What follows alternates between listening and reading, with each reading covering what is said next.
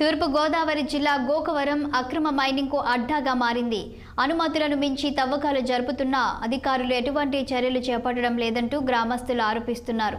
గ్రామంలోని ధనమ్మ మెట్టపై మైనింగ్ 3 హెక్టార్లకు అనుమతులు ఉంటే 5 హెక్టార్ల వరకు తవ్వి మట్టిని తరలిస్తున్నారని గ్రామస్తులు మండిపడ్డారు. అధిక లోడ్తో తరలిస్తున్న కారణంగా వంతెనలు కూలిపోయే ప్రమాదంలో ఉన్నాయని స్థానికులు వాపోతున్నారు.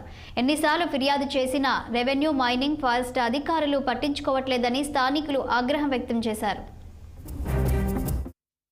ఆ మెట్ని పర్మిషన్ ఉందని అలా తవ్వుకుపోతున్నారు, కానీ పర్మిషన్ అనేది ఏమీ లేదు అక్కడ.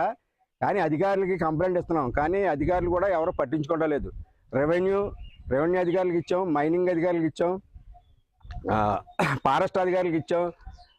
వీళ్ళందరికీ ఇచ్చినా ఎవరో కూడా దాన్ని స్పందించలేదు. మొన్నటిదాకా అంటే అధికార పార్టీ తోలిందంటున్నారు, కరెక్టే. ఇప్పుడు ఏ పార్టీ తోలుతుంది? అధికారులు తోలింటున్నారా లేకపోతే ఎవరు తోలింటున్నారు?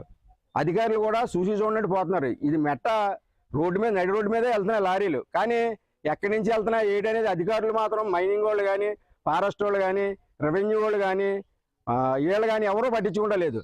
అందరికీ కంప్లైంట్ ఇచ్చాం, కానీ ఎవరో వచ్చి మాత్రం పట్టించుకుంటా లేదు. దీనివల్ల మా ఊరు అది మెట్ట అంటే మెట్టే, కానీ దాని మీద ఎక్కువ అడవిలాగా ఉంటుంది. ఆ చెట్లు కూడా మాకు ఎంతో మేలు చేస్తాయి అచ్చుతోపడానికి. ఆ చెట్లు ఆక్సిజన్ ఇచ్చి, కానీ ఇప్పుడు ఆ చెట్లన్నీ నరికేస్తున్నారు. మేము ఫారెస్ట్ వాళ్ళు కంప్లైంట్ ఇచ్చాం, కానీ ఫారెస్ట్ వాళ్ళు వచ్చి ఆ నరికిన చెట్లు వ్యాన్లో వేసి పట్టుకుపోయారు, కానీ వాళ్ళ మీద మాత్రం కంప్లైంట్ ఇవ్వలేదు. గత 2 సంవత్సరాలు